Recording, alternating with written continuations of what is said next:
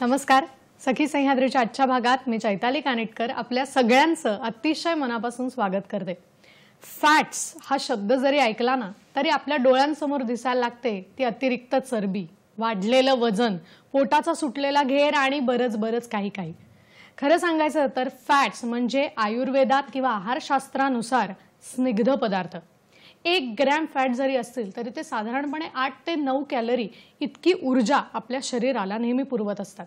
आणि त्याचमुळे फॅट्सला आपल्या जेवणातून अगदीच बाजूला टाकून न देता त्याचा पूर्ण आहारामध्ये समावेश करणं सुद्धा तितकंच गरजेचं असतं. फक्त तो नेमका कसा करायचा, त्याचं संतुलन कसं साधायचं हे गणित आपल्याला समजलं ना की काम झालं. हेच कसं काय गणित आपल्याला सोडवायचंय तेच आजच्या भागात जाणून घ्यायचंय. त्यासाठीच पाहूया आजचा विषय काय आहे तो. आज आपण एका महत्त्वाच्या विषयावर बोलणार आहोत आणि आजचा आपला विषय आहे आहारातील स्निग्ध पदार्थांचं महत्त्व. आणि हे महत्त्व समजावून सांगण्यासाठी आज आपल्याबरोबर स्टुडिओमध्ये एक सखी आहे. आज आपल्याबरोबर आहेत डॉक्टर स्वप्ना नाचणकर डिचोलकर, चिकित्सक आणि आहार तज्ञ. नमस्कार मॅडम. नमस्कार. कार्यक्रमात तुमचं मनापासून स्वागत करते. खूप खूप धन्यवाद. आणि नक्कीच हा विषय माझ्या मते सगळ्यांसाठीच महत्त्वाचा आहे, कारण मी मगाशी म्हटलं त्याप्रमाणे की आपल्याला अतिरिक्त चरबी वाढेल याची कुठेतरी मनात भीती असते आणि म्हणूनच आपल्या आहारातून आपण अशा पदार्थांची जवळजवळ हकालपट्टी करतो.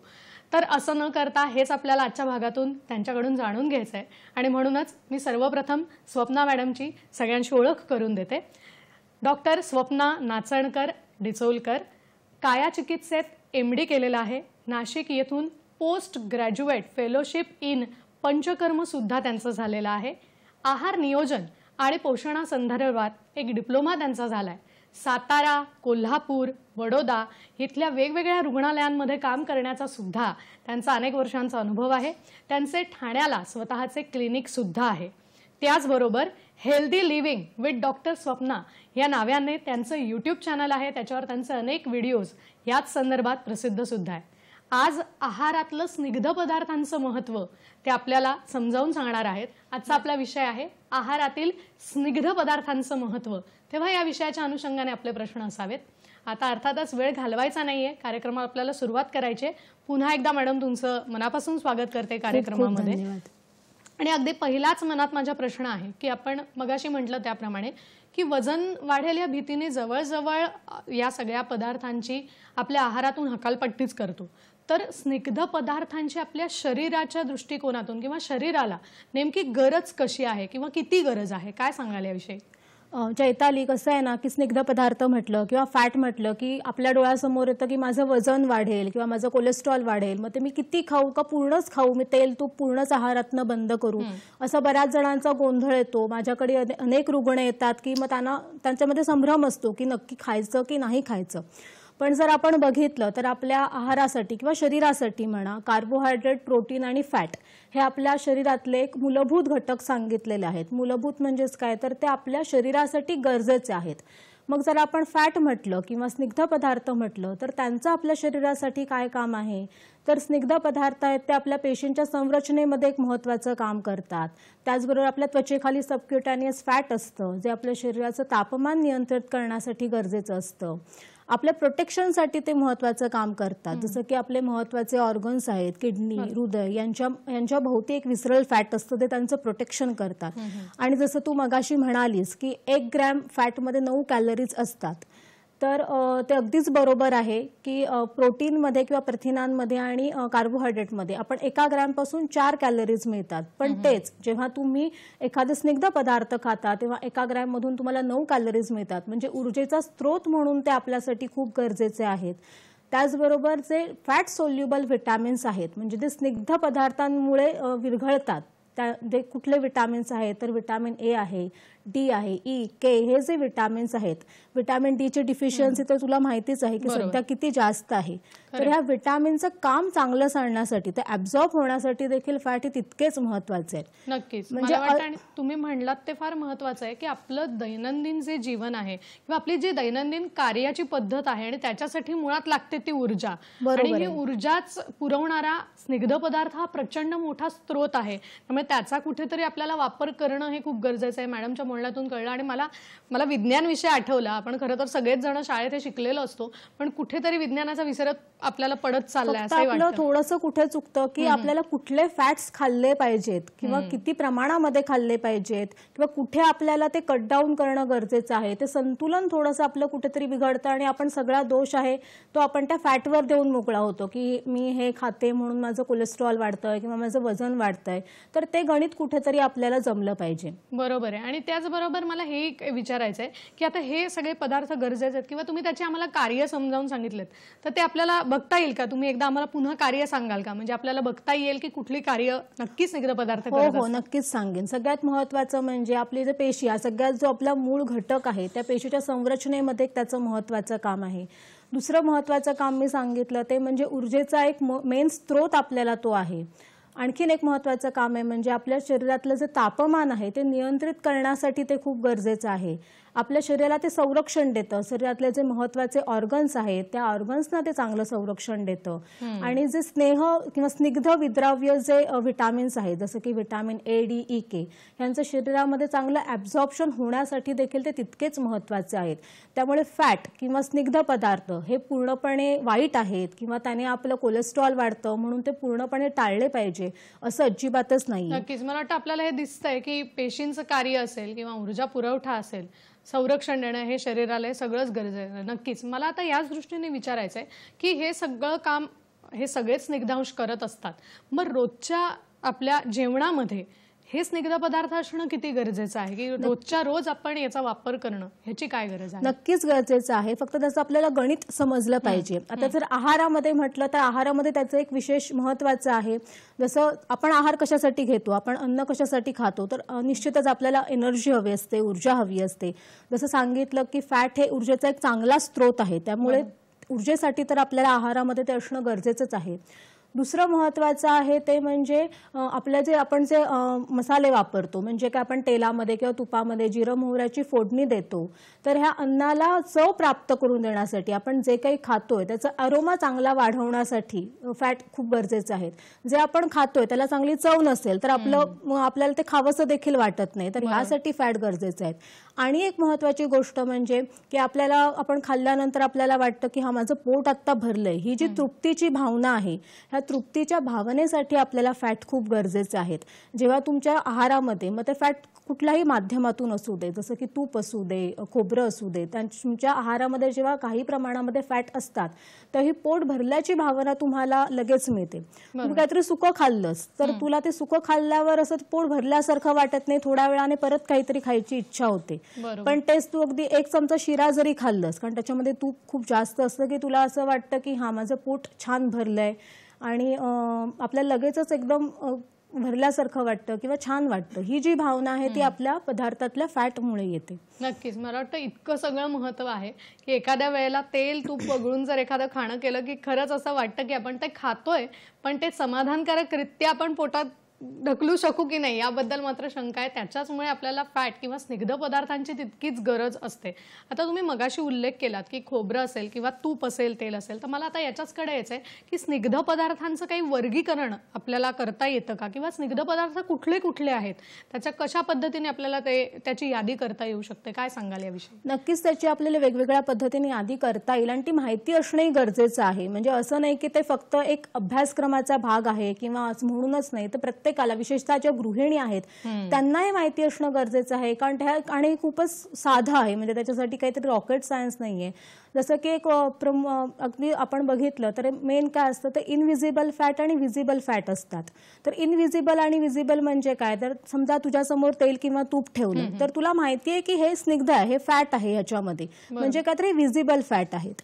इनव्हिजिबल फॅट म्हणजे काय आहे की शेंगदाणे आहेत किंवा ड्रायफ्रुट्स आहेत किंवा तीळ आहे की ज्याच्यापासून आपण तिळतेल बनवतो. समोर दिसताना तुम्हाला त्याच्यामध्ये तेल किंवा तूप दिसत नाही, पण ते त्याच्यामध्ये आहे म्हणून त्याच्यापासून आपल्याला तेल मिळतं, म्हणजे हे झाले इनव्हिजिबल फॅट झाले. अजून एक जर वर्गीकरण करायचं म्हटलं तर आपल्याला कुठल्या सोर्स पासून ते फॅट मिळतात. म्हणजे तुम्हाला चिकन, फिश याच्यामधून ते फॅट मिळत आहेत की तुम्ही शेंगदाणे खाताय, ड्रायफ्रुट्स खाताय त्याच्यामधून ते फॅट मिळत आहेत, म्हणजे ॲनिमल सोर्सपासून मिळत आहेत की प्लांट सोर्सपासून मिळत आहेत. हा एक वर्गीकरणाचा भाग झाला. अजून एक झाला की जे केमिकल कंपोजिशननुसार किंवा ते फॅट किती घट्ट आहे त्याच्यानुसार जो वर्गीकरण केला जातो ते म्हणजे सॅच्युरेटेड फॅट आणि अनसॅच्युरेटेड फॅट असं एक केलं जातं. तर हे एक माहिती असणं का गरजेचं आहे की तुमच्या आहारामध्ये तुम्ही इनविजिबल फॅट्स किती खातायत, विजिबल फॅट किती खातायत, ॲनिमल पासून मिळणारे फॅट किती खातायत, यावरून तुमचं वजन वाढणं, तुमचं कोलेस्ट्रॉल वाढणं हे जे आहे ते अवलंबून असतं. त्यामुळे एकंदरच, कारण गृहिणींच्या हातामध्ये स्वयंपाकघर असतं, त्यामुळे गृहिणींना हे माहिती असलं पाहिजे की आपण आपल्या जेवणामध्ये आपण जेवण करताना त्याच्यामध्ये किती प्रमाणात काय काय वापरतो आहे की त्याच्यावर सगळ्या घराचंच आरोग्य हे अवलंबून असतं. नक्कीच नक्कीच. तुम्ही हे फार मला वाटतं महत्त्वाचं सांगितलं की हे जर आपल्याला माहिती असेल आणि त्याचा जर योग्य रीतीने संतुलित असा आपण वापर केला आपल्या पूर्णपणे आहारात तर कदाचित समस्या निर्माण होणार नाहीत आणि त्याचा आपल्याला ऊर्जा स्रोत म्हणून खूप चांगल्या पद्धतीने उपयोग होऊ शकेल. आता मला याच मुद्द्याकडे यायचं आहे की जेवणात आपण तेल वापरतो किंवा आपण तूपही वापरतो, तर नेमका तेलाचा किंवा तुपाचा जो आपल्याला वापर करायचा आहे आपल्या जेवणामध्ये तो नेमका कशा पद्धतीने गृहिणीने केला पाहिजे, सखीने केला पाहिजे, काय सांगाल याविषयी? नक्कीच हा खूपच चांगला प्रश्न आहे, कारण प्रत्येक वेळेला जेव्हा पेशंट येतात ज्यांचं कोलेस्ट्रॉल वाढलेलं आहे किंवा वजन वाढलेलं आहे, ते सगळ्यात पहिल्यांदी म्हणजे मी त्यांना विचारते की तुम्ही तेल कुठलं वापरता, किती प्रमाणामध्ये वापरता. तर हे माहिती असणं गरजेचं आहे आणि त्यासाठी तुम्हाला खूप काही गणित करायचं गरज नाहीये. एक साधं सोप्पं तुम्हाला गोष्टी माहिती असतील तर तुम्ही नक्कीच त्याचं तंत्र आहे ते सांभाळू शकाल. मुळात पहिल्यांदी पेशंट्सना किंवा आपल्या सामान्य जनतेला पण सगळ्यांना प्रश्न पडतो की तेल नक्की वापरायचं कुठलं. तर बऱ्याच वेळेला मार्केटमध्ये बरेच ऑइल्स असतात, कोलेस्ट्रॉल फ्री किंवा कोल्ड प्रेस्ड किंवा रिफाइंड ऑइल, तर असे बरेच वापरले जातात. आपण मराठीमध्ये एक म्हण आहे की पिकतं तिथे विकतं, म्हणजे ज्या प्रदेशामध्ये ज्या गोष्टी पिकल्या जातात त्याच त्या ठिकाणी विकल्या जातात. हे आणि आपल्या आरोग्यासाठी पण अगदीच लागू आहे. आपण जिथे राहतो त्या ठिकाणी जे जे आपल्याला मिळतंय ते आपल्या शरीरासाठी चांगलं असतं, सात्म्य असतं. जसं की तुम्ही नॉर्थ साईडला गेलात तर नॉर्थ साईडला जास्त करून मोहरीचं तेल वापरलं जातं. तुम्ही साऊथ साईडला गेलात तर कोकोनट ऑइलचा वापर जास्त केला जातो. आपल्या महाराष्ट्रामध्ये शेंगदाणा तेल किंवा करडईचं तेल हे जास्त करून वापरलं जातं. तर हेच वापरणं आपल्या आरोग्यासाठी चांगलं आहे. कुठलं तरी खूप आपण महागडं तेल आणलं मग ते आपल्या आरोग्यासाठी चांगलं असेलच असं नाहीये. दुसरी एक शंका येते की कोल्ड प्रेस्ड किंवा कच्ची घाणी तेल आपण जे म्हणतो, घाण्यावरचं काढलेलं किंवा रिफाइंड ऑइल, मग नक्की कुठलं वापरायचं, कुठलं चांगलं आहे, हे बऱ्याच वेळेला संभ्रम निर्माण झालेला किंवा असतो. आता तुम्ही म्हणाला तसं की घाण्यावरचं तेल वापरावं याची बऱ्याच ठिकाणी आपण जाहिरातही बघतो किंवा ते चांगलं याबद्दलही बोलतो, मग ते का, तर त्याचंही आम्हाला समजून अगदीच बरोबर आहे. घाण्यावरचं तेल आहे ते चांगलं मानलं जातं कारण ते पूर्णतः लो टेम्परेचरला ते काढलं जातं. त्यामुळे त्यातले जे विटामिन्स आहेत किंवा त्याची जी चव आहे ती तशीच शाबूत राहते. जेव्हा रिफाइंड ऑइल आहे ते रिफाइंड ऑइल जे काढलं जातं ते हाय टेम्परेचरला काढलं जातं आणि इतक्या हाय टेम्परेचरला त्याचं केमिकल कंपोजिशन देखील बदलतं. त्याचबरोबर त्यातले बरेचसे विटामिन्स आहेत ते नष्ट होऊन जातात. त्यामुळे नंतर त्यांना पूर्ण ते तेल काढल्यानंतर त्याच्यात ऍडिशनल त्यांना ते ऍड करावे लागतात. बरोबर. तर त्यामुळे नक्कीच कोल्ड प्रेस्ड ऑइल वापरणं हे चांगलं आहे. पण जर तुम्हाला, कारण कोल्ड प्रेस्ड ऑइल तुलनेने थोडंसं महाग मिळतं, प्रत्येकालाच ते परवडेल असं नाहीये. तुम्हाला जर तुम्ही ते अफोर्ड करू शकत असाल, घेऊ शकत असाल तर वापरणं अगदीच चांगलं आहे. नक्कीच. मला वाटतं ही जी तुम्ही माहिती देताय की खरंच महत्त्वाची आहे आणि तसंच आम्हाला तुपाच्या बाबतीत सुद्धा जाणून घ्यायचंय. पण इथे वेळ झाली एका छोट्याशा विश्रांतीची. आपण मात्र कुठेही जाऊ नका, आम्ही लगेच परत येतोय. पाहत रहा सखी सह्याद्री.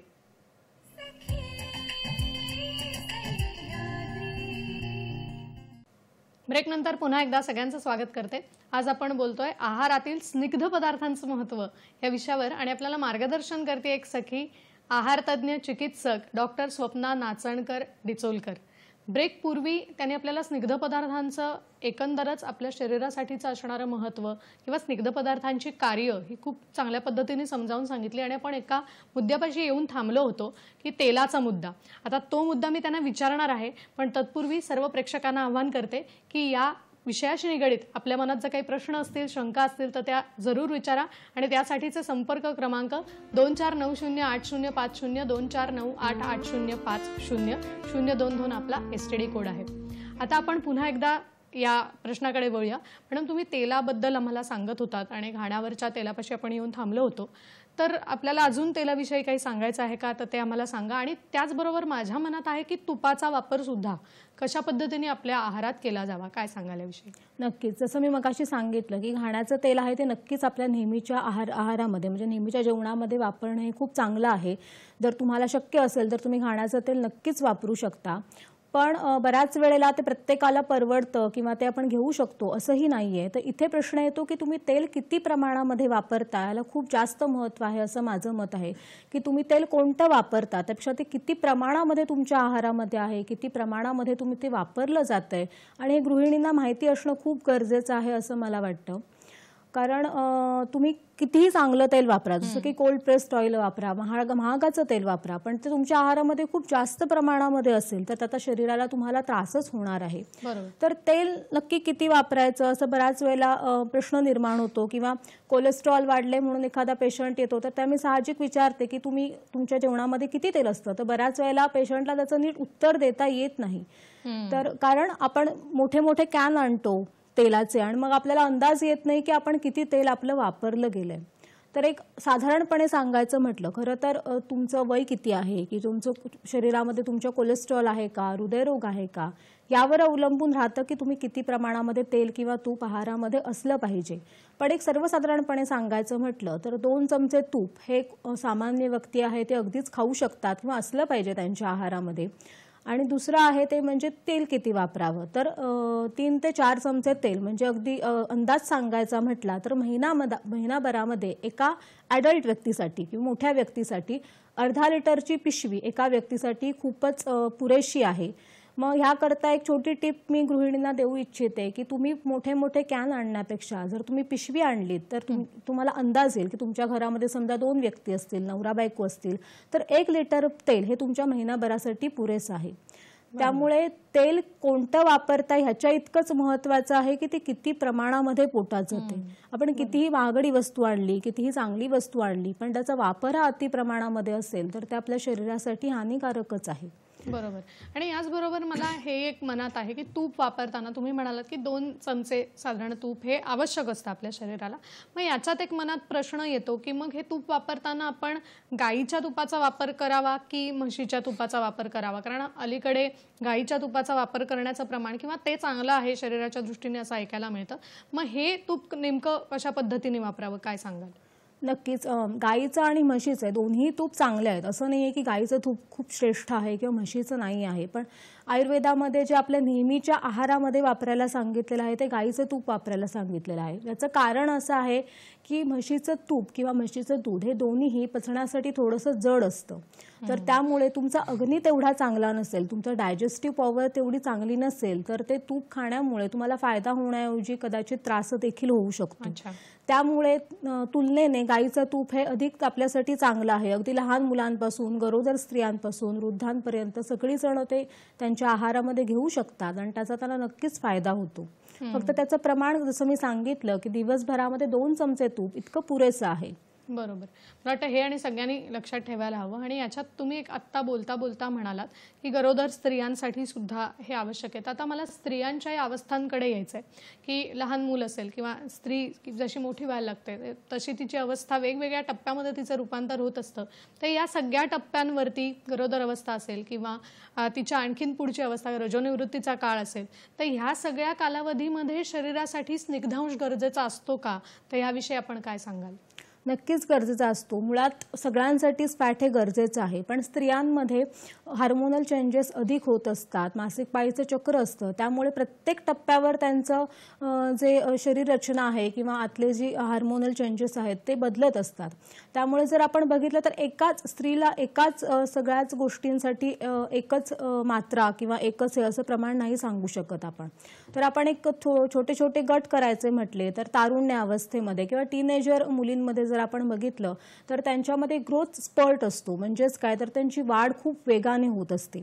आपल्या एकंदरच पूर्ण आयुष्यामध्ये 2 वेळा आपली वाढ ही खूप वेगाने होत असते. एक म्हणजे आपलं नुकतंच जन्मल्यानंतरचे पहिलं वर्ष असतं, त्या पहिल्या वर्षामध्ये आपली वाढ ही खूप वेगाने होत असते. बऱ्याच गोष्टी आपल्या शरीरामध्ये नव्याने पटापट होत असतात. आणि दुसरा एक टप्पा येतो ते म्हणजे तारुण्य अवस्थेमध्ये की ज्या वेळेला आपली वाढ ही खूप वेगाने होत असते. तर ह्या वेळेला अधिकच ऊर्जेची आपल्याला गरज ही जास्त असते. फक्त ती ऊर्जा आपण चांगल्या फॅटमधून मिळतोय ना हे तेवढं बघणं गरजेचं आहे. मग तारुण्य अवस्थेमध्ये जसं मी सांगितलं की 2 चमचे तूप हे पुरेसं आहे, पण या अवस्थेमध्ये मुलींना तुम्ही अगदी 3 ते 4 चमचे तूप हे देऊ शकता. मग ते कुठल्याही प्रकारे देऊ शकता तुम्ही, चपातीमध्ये लावून म्हणा, डाळीमध्ये, वरणावर, अशा कुठल्याही पद्धतीने 3 ते 4 चमचे तूप त्यांच्या पोटामध्ये गेलं तर त्यांच्यासाठी ते चांगलंच आहे. पण या वयामध्ये बऱ्याच वेळेला चैताली असं होतं की लहान मुलींना बाहेरचं खूप खावंसं वाटतं, जे तेलकट, तुपकट, चमचमीत हे पदार्थ खूप खावेसे वाटतात. तर याकडे थोडंसं लक्ष देणं गरजेचं आहे, कारण याच्यामध्ये सॅच्युरेटेड फॅट किंवा ट्रान्स फॅटचं प्रमाण खूप जास्त असतं. ते तुम्हाला शरीराला हार्मोनल चेंजेस करणं, म्हणजे हार्मोनल तुमचे आहेत, हार्मोन्स जे आहेत ते बिघडवण्यासाठी खूप हे करतात. त्यामुळे सॅच्युरेटेड फॅट आणि ट्रान्स फॅटचं प्रमाण हे कमी पाहिजे. पण जसं आपले इनव्हिजिबल फॅट मी जे सांगितले की ड्रायफ्रुट्स आहेत, तैलबिया आहेत, खोबरं आहे, तूप आहे, हे त्यांच्या आहारामध्ये नक्कीच असलं पाहिजे. जर ड्रायफ्रुट्स असतील तर त्याच्यामधून आवश्यक प्रथिनं पण मिळतात आणि त्याचबरोबर तुम्हाला गरजेचं असणारं जे चांगलं फॅट आहे ते देखील तुम्हाला मिळतं. आता ड्रायफ्रूटचा विषय निघालाच आहे म्हणून मला असं विचारावंसं वाटतं, तर आता ड्रायफ्रूट खाताना सुद्धा त्याचं काही प्रमाण आहे का की जे सखीने लक्षात ठेवायला हवं की आता बाबा काजू आहे, बदाम आहे किंवा इतर ड्रायफ्रुट्स आहेत, तर मग ती साधारणपणे कशा पद्धतीने आपल्या शरीरात जायला हवी, ते प्रमाण किती कसं राखावं? नक्कीच आहे, कारण जसं मगाशी मी म्हटलं की कुठलीही गोष्ट चांगली आहे म्हणून ती खूप जास्त प्रमाणामध्ये खाल्ली तर त्याचा त्रास आपल्याला होणारच आहे. तर ड्रायफ्रुट्स आहे ते नक्कीच आपल्या आहारामध्ये असले पाहिजे, अगदी कोणत्याही वयाच्या व्यक्तींसाठी, म्हणजे अगदी वृद्धांपासून लहान मुलांमध्ये सगळ्यांमध्ये ड्रायफ्रुट्स त्यांनी खाल्ले गेले पाहिजेत. आणि त्याचं प्रमाण जर म्हटलंच तर आपण शक्यतो अगदी पाव किलो ड्रायफ्रुट्स घेऊन खाल्ले तसं शक्यतो कधी होत नाही. तर दिवसभरामध्ये तुमच्या पोटामध्ये 8 ते 10 ड्रायफ्रुट्स जर गेले तर तुमच्यासाठी सफिशियंट आहे. मग बऱ्याच वेळेला प्रश्न पडतो मग आम्ही काजू खाऊ का बदाम खाऊ का अक्रोड खाऊ, असा प्रश्न बऱ्याच वेळेला पडतो पेशंट्सना. तर माझं मत असं आहे की तुम्ही बदलून जर खाल्ले तर, कारण प्रत्येक ड्रायफ्रूटमध्ये असलेले फॅट आहे त्याचं कंटेंट वेगळं आहे, त्याच्यामध्ये असणारे व्हिटॅमिन्स आणि मिनरल्स वेगवेगळे आहे, तर ते बदलून खाल्ले तर तुम्हाला त्याचं आवश्यक असणारे सगळे घटक त्याच्यातून मिळतात. त्यामुळे तुम्ही ड्रायफ्रुट्स आहेत दिवसभरामध्ये एक 8 ते 10 ड्रायफ्रुट्स आहेत ते नक्कीच खाऊ शकतात. इथे मला एक छोटीशी टिप द्यावीशी वाटते की फक्त ड्रायफ्रुट्स आहेत ते युजली भिजवून खाल्ले पाहिजे तसं सांगितलं जातं. त्यामागे असं कारण आहे, कारण जे बदाम आहेत किंवा काजू आहेत त्यांच्या बदाम किंवा वॉलनट आहेत, अक्रोड आहेत, त्यांच्या आवरणामध्ये फायटिक ॲसिड असतं. हे फायटिक ॲसिड आहे ते आपल्याला एक अँटी न्यूट्रियंट मानलं जातं, म्हणजे त्यातले ड्रायफ्रुट्समधले जे चांगले घटक आहेत ते शोषण्यासाठी ते आपल्याला हे करतात, ॲब्झॉर्प्शन नीट होऊ देत नाही. त्यामुळे आपल्याला व्यवस्थितपणे ड्रायफ्रूटचा फायदा करून घ्यायचा असेल तर ते भिजवून खाणं हे कधीही चांगलं आहे. नक्कीच मला वाटतं ही सगळ्यात सखींसाठी फार महत्त्वाची टीप आहे की रात्री ते भिजवून ठेवा, म्हणजे सकाळी आपण छोट्या डब्यात घेऊन गेलो तरी ते आपण खाऊ शकतो आणि त्याचा आपल्या शरीरासाठी खूप चांगल्या पद्धतीने आपल्याला उपयोग या ठिकाणी होऊ शकतो. आता मला हे विचारायचं आहे की आता छान थंडी पडली आहे, 2-3 दिवस झाले, खूप छान वाटतंय, आणि या थंडीमध्ये या स्निग्ध पदार्थांचं शरीरासाठी महत्त्व आहे का, आणि मग ते कसं आहे? कारण आता आपण संक्रांत सुद्धा साजरी करतोय, तिळगुळ खातोय, आणि मगाशी तुम्ही तिळाचा उल्लेख केलात की जे आपल्याला इनव्हिजिबल असं पदार्थ स्निग्ध पदार्थांमध्ये येतं, तर थंडीच्या या कालावधीमध्ये स्निग्ध पदार्थ आपल्या आहारात असणं कसं गरजेचं आहे, काय सांगाल? खरंच गरजेचं आहे. जर आयुर्वेदामध्ये जी ऋतुचर्या सांगितलेली आहे की प्रत्येक ऋतूनुसार तुमच्या शरीरामध्ये बदल होत असतात, तुमचा अग्नी बदलत असतो. तर आता जो ऋतू चाललेला आहे त्यामध्ये आपली जो अग्नी आहे तो आपला अग्नी चांगला असतो. त्यामुळे या काळामध्ये तुम्ही स्निग्ध पदार्थ जर खाल्लेत तर ते चांगल्या प्रकारे पचले जातात, शरीराला त्रास हा कमी होतो, ऊर्जा तुम्हाला चांगलं मिळतं. जसं मगाशी मी सांगितलं की फॅटचं काम आहे की तुमचं तापमान आहे ते नियंत्रित ठेवण्याचं काम त्याचं आहे. त्यामुळे या काळामध्ये आपले सण देखील त्या पद्धतीने चाललेले आहेत. तर तू बघितलं चैताली की आपले जे सणांचं जे हे आहे आणि आरोग्य आहे याचं कुठेतरी नातं हे आपल्याला दिसतंच की या काळामध्ये आपण तिळगुळ करतो. आपण एरवी कधीही आपण उन्हाळ्यामध्ये तिळगुळ असं शक्यतो आपण करत नाही, तर ते नक्कीच आपल्यासाठी फायदेशीर आहे की या काळामध्ये तुम्ही तिळाचे पदार्थ आहेत किंवा ड्रायफ्रुट्स आहेत हे खाऊ शकता. आणि ज्यांना वजन वाढवायचं आहे त्यांनी या काळामध्ये नक्कीच प्रयत्न केला पाहिजे. आपला अग्नी चांगला असतो, ते चांगल्या प्रकारे पचतं आणि त्यामुळे वजन वाढण्यासाठी पण हा ऋतू आहे तो खूप चांगला आहे. क्या बात आहे. मला वाटतं वजन कमी करण्यासाठी बरेच वेळेला उपाय दिले जातात आणि त्याच्यावर सुद्धा अनेक मनात शंका येत असतात की वजन कमी कसं करू. पण काही व्यक्ती अशा आहेत की ज्यांना वजन वाढवायची सुद्धा तितकीच गरज आहे. तर त्यांनी हा ऋतू आणि त्यातले स्निग्ध पदार्थ हे सगळं लक्षात ठेवावं, कारण हे सगळे पदार्थ ऊर्जा देण्याचंही काम करतात. आणि ज्यांना वजन वाढवायचं आहे, मॅडम म्हणाल्या तसं, त्यांच्यासाठी सुद्धा हे पदार्थ नक्कीच आपल्या शरीरात असणं, आहारात असणं हे फार आवश्यक आहे. या विषयावर आपण असंच मॅडमकडून आणखीन काही गोष्टी जाणून घेणार आहोत. पण इथे वेळ झाली एका छोट्याशा विश्रांतीची. आम्ही लगेच परत येतोय. आपण पाहत राहा सखी सह्याद्री.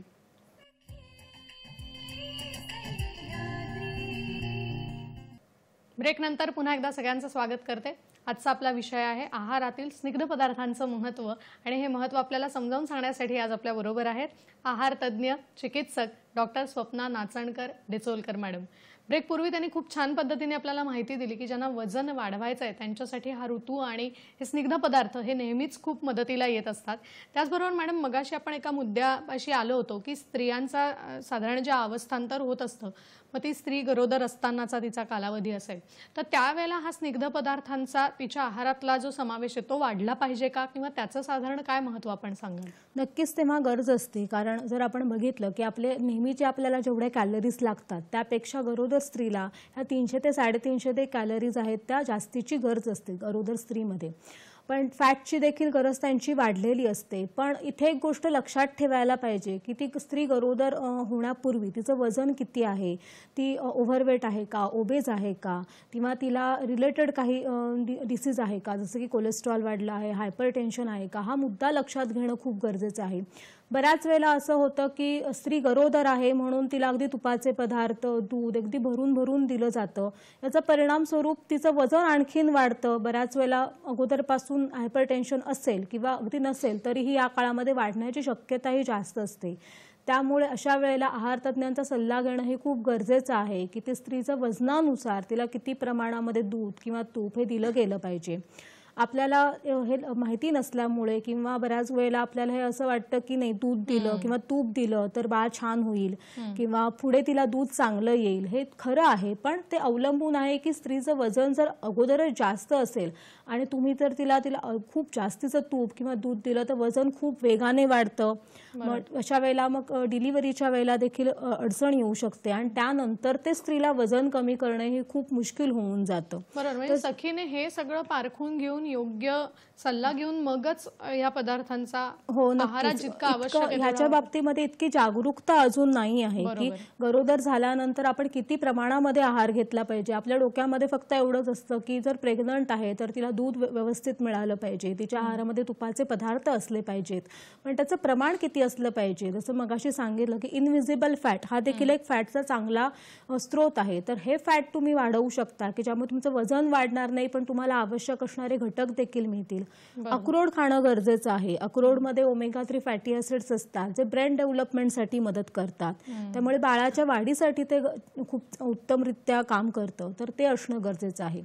आणि हीच चूक बऱ्याच वेळेला गरोदरपणानंतर म्हणजे स्त्री जेव्हा लॅक्टेटिंग फेजमध्ये असते, स्तन्यपान करत असते, त्यावेळेला देखील बऱ्याच वेळेला होतं की हिचं दूध भरपूर यायला पाहिजे म्हणून तिला भरपूर खीर करून द्या, त्याच्यामध्ये भरपूर तूप घाला, डिंकाचे भरून भरून तूप घातलेले लाडू द्या.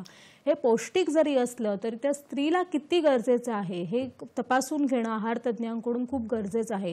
कारण त्यानंतर बऱ्याच मी पेशंट्समध्ये देखील असं बघितलेलं आहे की एवढं सगळं पौष्टिक पदार्थ देऊन देखील तिचं दूध वाढलेलं नसतं, पण स्त्रीचं वजन मात्र वाढलेलं असतं. तर ते हे नंतर कमी करणं त्या स्त्रीसाठी बरंच अवघड होऊन जातं आणि मग ते वाढलेलं वजन असताना बाळाला व्यवस्थित सांभाळणं ते देखील स्त्रीसाठी थोडंसं कठीण होऊन जातं. मला वाटतं फार इथे महत्त्वाची माहिती तुम्ही सगळ्याच सखींना याबाबत दिलीत की एकदा ते वजन वाढल्यावर खरंच कमी करणं हे कठीण होऊन जातं. त्यामुळे आहारात या सगळ्या पदार्थांचा वापर करताना त्याचं संतुलन साधणंही तितकंच गरजेचं आहे. मला याच्याचवरून एक मगाशी आपण चर्चा करत होतो त्याच्यातून एक गोष्ट जाणवली की आपण स्निग्ध पदार्थ म्हणताना आज असं झालंय की आपल्याला बाहेरचं चमचमीत खायची खूप इच्छा होते आणि मग त्याच्यात बऱ्याच वेळेला आपण जे काही खातो त्याच्यात आपण चीजचा वापर अतिरिक्त करतो, म्हणजे एक्स्ट्रा सांगतो की अजून वरून चीज घालून मला हा पदार्थ खायला हवाय. तर तो वापर तरुणींनी किती प्रमाणात करायला हवं किंवा त्याच्यावरती काही मर्यादा कशा पद्धतीने घालावी, तर याच्यावर काय सांगाल आपण? नक्कीच त्याच्यावरती मर्यादा घालायला पाहिजे, कारण असं नाहीये की आपण ते फक्त चीज खातोय. जर तुम्ही पावभाजी बनवत असाल, आपण एक छोटंसं उदाहरण घेऊ, पावभाजी बनवत असाल तर त्याच्यामध्ये बटर टाकलं जातं, बनवताना बटर टाकलं जातं, वरून बटर टाकलं जातं आणि आपण त्याच्यावरती चीज टाकतो. म्हणजे त्या एकाच गोष्टीमधून आपल्याला इतके सारे फॅट मिळतात आणि बटर, चीज याच्यामध्ये सॅच्युरेटेड फॅटचं प्रमाण किंवा ट्रान्स फॅटचं प्रमाण हे जास्त असतं. त्यामुळे 15 दिवसातनं एकदा तुम्ही असं वस्तू खात असाल तर ते आपल्या शरीरासाठी चालू शकतं. पण बरोबरीने तुमचा फिजिकल ऍक्टिव्हिटी किती आहे, तुमचा व्यायाम आहे का, तुमचं फिजिकल ऍक्टिव्हिटी तेवढी होते का, हे पाहणं देखील गरजेचं आहे. बरेच वेळेला असं होतं की आपल्या आहारामध्ये संतुलन नसतं, पण त्याच्या बरोबरीनेच आपण बाहेरचे हे पदार्थ, चीज, बटर हे खूप जास्त खात असतो, फिजिकल ऍक्टिव्हिटी तेवढी राहत नाही आणि दोष मात्र आपण त्या चीजला देतो फक्त. तर असं नाहीये. तर चीज आहे ते वाईट आहे असं नाहीये, पण संतुलित प्रमाणामध्ये खाणं, कमी खाणं हे कधीही चांगलं आहे. 15 दिवसातनं एकदा तुमची इच्छा झाली की तुम्हाला वाटलं तर ते तुम्ही खाऊ शकता, पण दर आठवड्याला 2-3 वेळा चीजचे पदार्थ खाणे हे अगदीच ते आपल्या शरीरासाठी पुढे जाऊन त्रासदायक हे ठरू शकतं. नक्कीच मला वाटतं. आणि आत्ताची जी मुलं आहेत किंवा तरुण मंडळी आहेत ते जवळ फास्ट फूडच्या आहारी गेलेले दिसतात आणि अगदी नियमितपणे हे आपण खात असतो. आणि तुम्ही म्हणलात तसं की तो दोष मात्र चीज आणि बटरला दिला जातो, पण आपल्या चुकीच्या सवयींकडे किंवा आपल्या जीवनशैलीकडे आपण जराही बघत नाही किंवा त्याला दोष मात्र कधीच देत नाही.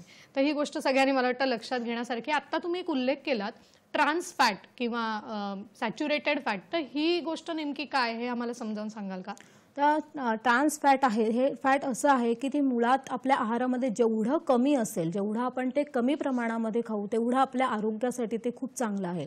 तर ट्रान्स फॅट म्हणजे मुळात काय, अगदी सोप्या भाषेत सांगायचं म्हटलं, जेव्हा ते लिक्विड ऑइल असतं ते सॉलिड स्टेटमध्ये कन्व्हर्ट केलं जातं. लिक्विड व्हेजिटेबल ऑइल आहे ते सॉलिड स्टेटमध्ये जेव्हा कन्व्हर्ट केलं जातं तेव्हा त्या ट्रान्स फॅटची निर्मिती होत असते.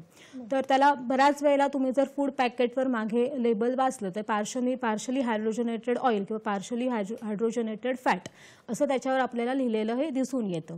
तर मुळात हे लिक्विडचं सॉलिड स्टेटमध्ये करण्याची गरज काय आहे, तर एकतर ते पदार्थाची शेल्फ लाईफ वाढवतं. त्या पदार्थ आहे ते जास्त काळ टिकून राहतं, तो पदार्थ चांगला त्याच्यामुळे बनतो, त्याच्यामुळे ही प्रोसेस आहे ती केली जाते. पण हे जे ट्रान्स फॅट आहे त्या ट्रान्स फॅटमुळे जे आपल्याला शरीरामध्ये जे LDL कोलेस्ट्रॉल, जे आपण बॅड कोलेस्ट्रॉल मानलं जातं, तर ह्याचं प्रमाण खूप जास्त वाढतं किंवा कोलेस्ट्रॉल वाढण्याचं किंवा वजन वाढण्याचं जे प्रमाण आहे ह्या ट्रान्स फॅटमुळे खूप जास्त प्रमाणामध्ये दिसून येतं. म्हणूनच ट्रान्स फॅट हे आहारामध्ये जेवढं कमी असेल तेवढं चांगलं आहे. म्हणजे ट्रान्स फॅट आपल्याला कशातून मिळतं, तर ट्रान्स फॅट आहे ते आपल्याला जे सगळे बेकरी प्रॉडक्ट आहेत, पेस्ट्रीज आहेत, केक आहेत, त्याच्याबरोबर जे पॅक्ड फूड आहे, प्रोसेस फूड आहे, या सगळ्यामध्ये ट्रान्स फॅटचं प्रमाण हे जास्त असतं. किंवा तळलेले पदार्थ आहेत, विशेष करून बाहेरचे तळलेले पदार्थ आहेत, हॉटेलचे पदार्थ असतील, तर यामध्ये देखील ट्रान्स फॅटचं प्रमाण हे जास्त असतं. हे जेवढं आपल्या आहारामध्ये कमी असेल तेवढं आपल्यासाठी चांगलं आहे.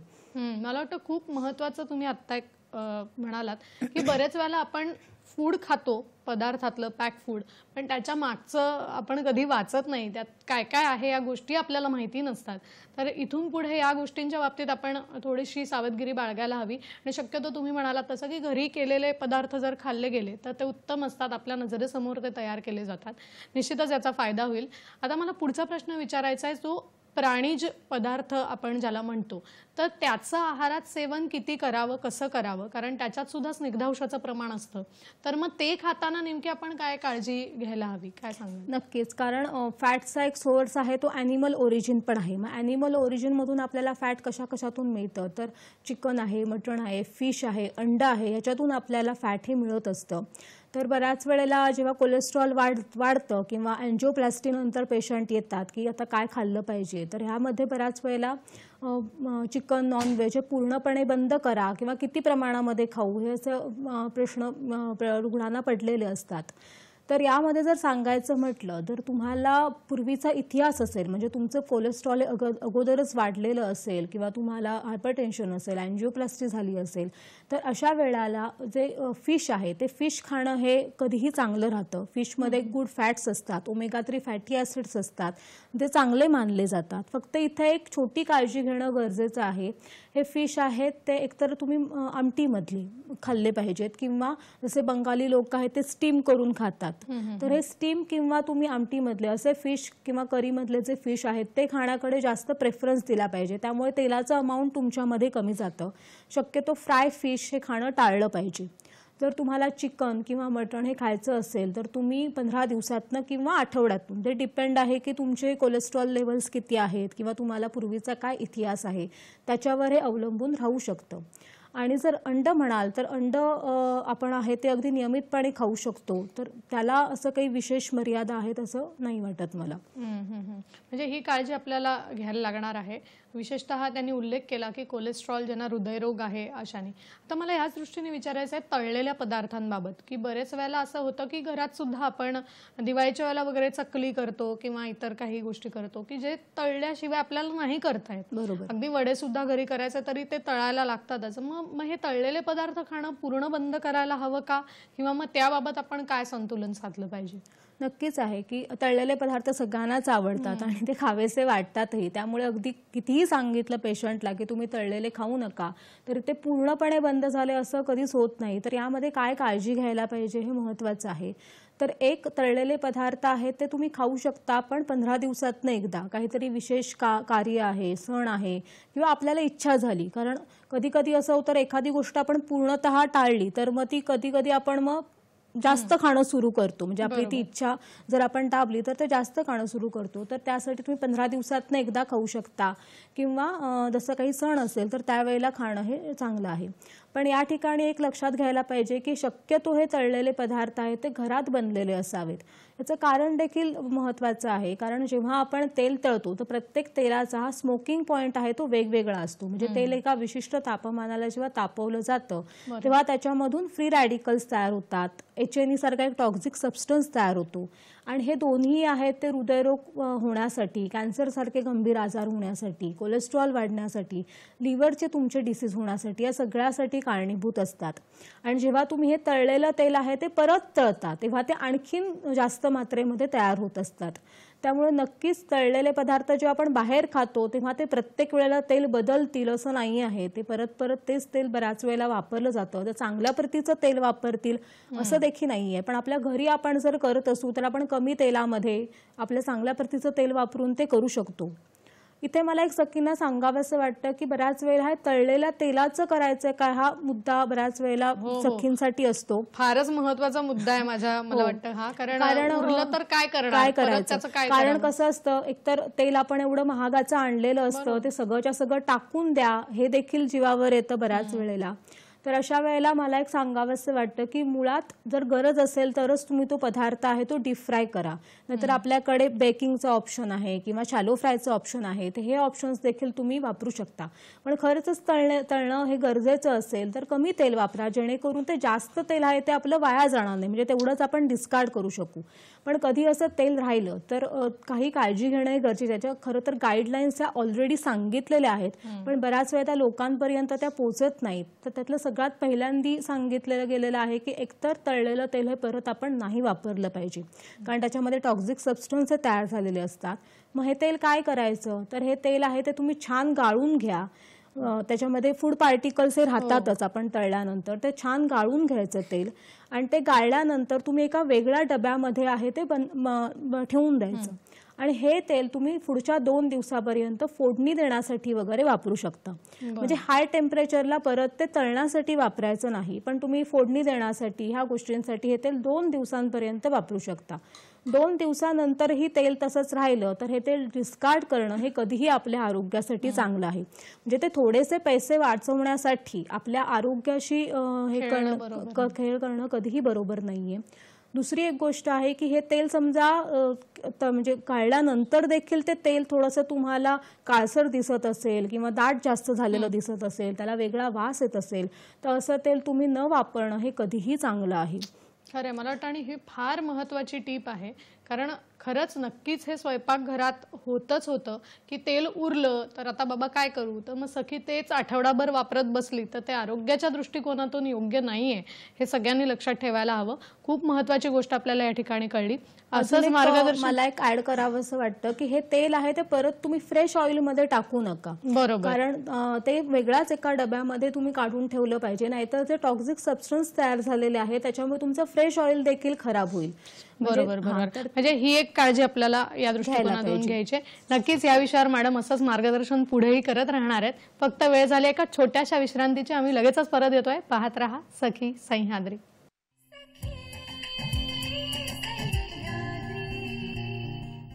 ब्रेक नंतर पुन्हा एकदा सगळ्यांचं स्वागत करते. आज आपण बोलतोय आहारातील स्निग्ध पदार्थांचं महत्त्व या विषयावर आणि आपल्याला मार्गदर्शन करतायत आहार तज्ज्ञ चिकित्सक doctor Swapna नाचनकर Dicholkar madam. Break पूर्वी खरंच खूप चांगल्या पद्धतीने त्यांनी आपल्याला अनेक गोष्टी या सगळ्या स्निग्ध पदार्थांच्या वापराबाबत समजावून सांगितल्या. आता मला पुढच्या प्रश्नाकडे यायचं आहे की आपण आज अशा युगात राहतोय की अनेक गोष्टी विज्ञान तंत्रज्ञानामुळे शक्य झाल्यात आणि त्याच्यात अजून एक गोष्ट शक्य झाली आहे ती म्हणजे फॅट फ्री डाएटची. तर ही जी संकल्पना आहे किंवा बाजारामध्ये असे अनेक पदार्थ आपल्याला मिळतात फॅट फ्री असलेले, तर हे वापरणं कितपत योग्य आहे, काय सांगाल? आता सध्या बरेच cholesterol free, fat free, trans fat free असं तुम्हाला पॅकेटवर वेगवेगळी नावं लिहिलेली दिसून येतात. पण ते खरंच किती प्रमाणामध्ये आहे तपासणं पण गरजेचं आहे. तर मुळात आपलं अगोदरच बोलणं झालं की शरीरासाठी आपल्या आहारामध्ये फॅट असणं हे कधीही चांगलं आहे. जर पूर्णतः तुम्ही फॅट फ्री खाल्लत तर तुम्हाला तुमचं पोट भरलेलं वाटत नाही, तुम्हाला तेवढी एनर्जी मिळत नाही आणि तुम्ही सारखं परत खात राहता की ज्याचं इंटर्न तुम्हाला त्रास होणारच आहे. त्यामुळे आहारामध्ये गरजेचे असणारे जे फॅट आहेत ते नक्कीच असायला पाहिजेत. तर ट्रान्स फॅट फ्री किंवा फॅट फ्री जे पॅकेट मिळतात तर त्यामध्ये आपल्याला एक बघायला पाहिजे की बऱ्याच वेळा लिहिलेलं असतं की 0 ट्रान्स फॅट असं पॅकेटवर लिहिलेलं असतं. कारण ट्रान्स फॅट हे खाऊ नये, ते आरोग्यासाठी चांगलं नाही आहे हे बऱ्याच वेळेला आपल्याला माहिती असतं. पण एक गोष्ट तिथे आपल्या लक्षात घ्यायला पाहिजे की समजा एखादा बिस्किटचा पुडा आहे, त्याच्यामध्ये 20-30 बिस्किट आहेत, तर आपण एकाच वेळेला नक्कीच त्यातली 20-30 बिस्किटं खात नाही. आपण एकाच वेळेला मॅक्झिमम 3 किंवा 4 बिस्किटं आपण खातो. तर त्याच्यामध्ये जे प्रमाण लिहिलेलं असतं ते एका सर्विंगचं लिहिलेलं असतं. म्हणजे त्या 3 किंवा 4 बिस्किटांमध्ये किती ट्रान्स फॅट आहे हे त्यामध्ये लिहिलेलं असतं.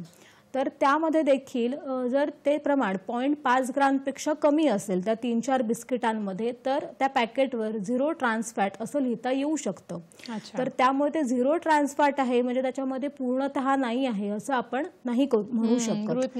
आणि जर आपण जसं आपण म्हणतो की थेंबे थेंबे तळे साचे, म्हणजे सकाळी आपण चहा बरोबर 3-4 बिस्किटं खाल्ली, संध्याकाळी 3-4 बिस्किटं खाल्ली तर ते आपल्या ट्रान्स फॅट आपल्या पोटामध्ये जाणारच आहेत. त्यामुळे मुळातच फॅट फ्री असेलच असं आपल्याला सांगू शकत नाही. दुसरा एक महत्त्वाचा मुद्दा म्हणजे की जेव्हा आपण असे फॅट फ्री पॅकेट किंवा बऱ्याच वेळा चिप्स मिळतात किंवा बऱ्याच गोष्टी आता मिळतात fat free, trans fat free असं मिळतं, तर त्याच्या मागे एकदा जी लेबल वाचण्याची जी आपल्याला आहे गोष्ट सवय आहे ती आपण लावून घेतली पाहिजे. कारण मग त्याला चव जास्त येण्यासाठी, आता फॅट कंटेंट तर त्यांनी कमी केलेलं आहे, तर चव जास्त येण्यासाठी मग त्याच्यामध्ये शुगर कंटेंट खूप जास्त असतं, सोडियमची मात्रा खूप जास्त असते किंवा कॅलरीज त्याच्या खूप जास्त असतात. ते आपल्यासाठी हानिकारकच आहे. म्हणजे एखादी गोष्ट फॅट फ्री आहे म्हणजे ती चांगली असेलच असं नाही आहे, तर ते तपासून घेणं हे खूप गरजेचं आहे. ती वेळच्या वेळेला सवय लावून घ्यायला हवी. खरंच आपण या गोष्टींकडे पूर्णतः दुर्लक्ष करतो असं मला वाटतं की फॅट फ्री आहे ते समजून आपण ती गोष्ट घेत असतो. याच दृष्टीने माझ्या मनात अजून एक प्रश्न आहे की ऑलिव्ह ऑइलच्या बाबतीतला, की बरेच वेळेला त्याचा वापर खूप चांगला आहे असं म्हटलं जातं, तर या दृष्टिकोनातून आपण काय सांगाल? नक्की सध्या ऑलिव्ह ऑइल वापरा, ऑलिव्ह ऑइल खूप चांगला आहे असं खूप सगळीकडे जाहिरात केली जाते, सांगितलं जातं. ऑलिव्ह ऑइल चांगलं आहे ते नाही आहे असं नाही आहे, त्याच्यामध्ये फॅट कंटेंट हे चांगलं, जसं गुड फॅटचं प्रमाण हे चांगलं असतं.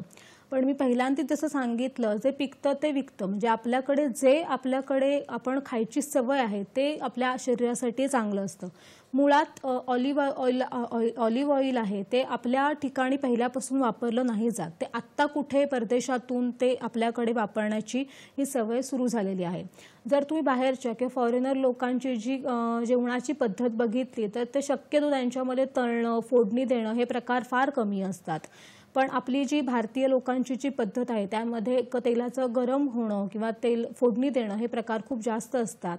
तर ऑलिव्ह ऑइल आहे ते हे जास्त तापमानाला वापरणं हे चांगलं नाही, कारण त्याचा जो स्मोकिंग पॉईंट आहे तो कमी आहे. तर त्यामुळे सॅलडमध्ये तुम्ही वापरू शकता, पण त्यासाठी ऑलिव्ह ऑइलच वापरलं पाहिजे असं काही नाही, कारण ते महाग देखील बरंच असतं. बऱ्याच वेळेला अगदी आपण ते आपली काटछाट करून ते चांगलं आहे म्हणून ते महागडं ऑलिव्ह ऑइल आपण घेऊन येतो, पण तसं नाही आहे की ते ऑलिव्ह ऑइलच आपण वापरलं पाहिजे. त्याच्याऐवजी आपली शेंगदाणा तेल आहे, मोहरीचं तेल आहे, मोहरीचं तेल देखील तुम्ही वापरलं सॅलडमध्ये तरी देखील एक चांगली टेस्ट त्याला येते. त्यामुळे ते सांगितलंय खूप महाग आहे म्हणून ते चांगलंच आहे आपल्या शरीरासाठी असं नाहीये. जे आपल्या शरीरासाठी गरजेचं आहे ते आपल्या इथल्या तेलांमधून पण आपल्याला मिळू शकतं. हे फार महत्त्वाचं आहे की स्थानिक आहे तेच वापरणं हे सर्वात उत्तम यातला पर्याय आहे. खरं तर विषय मोठा आहे, पण अगदी जाता जाता एकाच प्रश्नाकडे मी येते की अंड वापरलं की आपलं वजन आहारात वापरलं की ते वाढतं किंवा कोलेस्ट्रॉल वाढतं, तर असं आपल्याला ऐकायला मिळतं. तर ह्याबाबत अगदी थोडक्यात काय मार्गदर्शन कराल?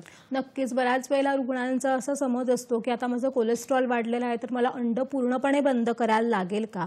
मुळात जर अंड्यामध्ये आपण कोलेस्ट्रॉल आहे ते नॅचरली आहे, ते कुठूनही टाकलेलं नाहीये. जसं की ते प्रोसेस किंवा पॅक्ड फूड असतात ते मॅनमेड आहेत, त्याच्यामध्ये ते माणसांनी तयार केल्यामुळे ट्रान्सफॅट किंवा सॅच्युरेटेड फॅट्स आलेले आहेत. तर अंड्यामध्ये जे कोलेस्ट्रॉल आहे ते त्याचा पिवळा बलक किंवा एग योक म्हणतो याच्यामध्ये ते कोलेस्ट्रॉल असतं, पण ते नैसर्गिकरित्या त्याच्यामध्ये असतं. तुम्हाला काही त्रास नसेल तर तुम्ही अगदी एक अंड हे नियमितपणे खाऊ शकाल. उलट अंड्यांमध्ये आपल्याला चांगल्या प्रतीचं प्रोटीन मिळतं आणि अंड्यातलं प्रोटीन हे फक्त पांढऱ्या भागामध्ये असतं असं नाहीये, ते त्याच्या पिवळ्या आणि पांढऱ्या दोन्ही भागांमध्ये मिळून असतं. पिवळ्या भागामध्ये आयर्न कंटेंट देखील असतं जे आपल्यासाठी गरजेचं आहे. व्हिटॅमिन डी असतं काही मात्रेमध्ये. त्यामुळे अख्खं अंड म्हणजे पूर्ण पिवळा आणि पांढरा भाग हे दोन्ही भाग खाणं गरजेचं आहे. जर तुमचं कोलेस्ट्रॉल खूप जास्त वाढलं असेल तर तुम्ही आठवड्यातून रोज खाण्यापेक्षा 3-4 दिवसांनी खाऊ शकता. फक्त जे खूप हेवी एक्सरसाइज करतात त्यांचं तुम्ही बघितलं असेल प्रोटीन इंटेकसाठी त्यांचा अंड्यांचा वापर हा खूप जास्त असतो, पण त्यांची एक्सरसाइज लेवल देखील तेवढीच असते. पण आपली जी नेहमी आपली सामान्य माणसं आहोत ते आपण आहारातून एक अंड हे नक्कीच खाऊ शकतो, त्याच्यामुळे कोलेस्ट्रॉल हे वाढणार नाही आहे. बरोबर. मला वाटतं खरंच इतक्या प्रश्नांची आपण खूप छान पद्धतीने आम्हाला उत्तरं दिलीत. विषय तर खरंच मोठा होता, पण स्निग्ध पदार्थ हे आहारात असणं गरजेचं आहे, फक्त ते संतुलित असणं आवश्यक आहे हे त्यांच्याकडून आपल्याला खूप छान पद्धतीने कळलं. मॅडम, तुम्ही इथे वेळात वेळ काढून आलात आणि खरंच खूप छान पद्धतीने सगळ्या शंकांचं माझं निरसन केलं. त्याबद्दल संपूर्ण सखी सह्याद्रीच्या टीमच्या वतीने मी तुमचं मनापासून आभार मानते. खूप धन्यवाद. आणि खरंच हा आहारातला स्निग्धांश आपल्याला जपून ठेवायचा आहे आणि तो आपण सगळेजण ठेवणार आहोत. याच दृष्टिकोनातून आजचा हा भाग आपल्याला इथे थांबवावा लागतोय. आपण भेटणार आहोत पुढच्या सखी सह्याद्रीच्या भागात एका नवीन विषयासह. नमस्कार.